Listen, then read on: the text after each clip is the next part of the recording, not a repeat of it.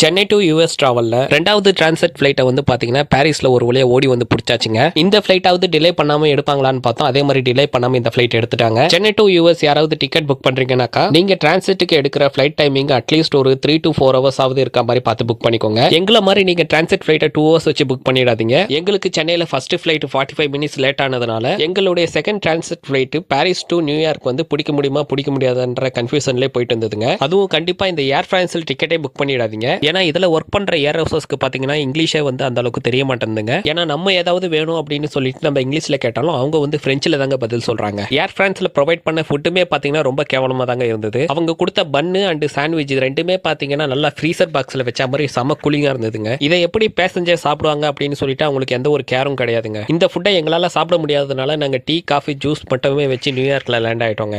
சென்னையிலேருந்து யூஎஸ் வரீங்கன்னா கண்டிப்பாக யாரும் ஏர் பிரான்ஸ் யூஸ் பண்ணாதீங்க. அப்புறம் நீங்களும் கஷ்டப்பட வேண்டியதாக இருக்கும்.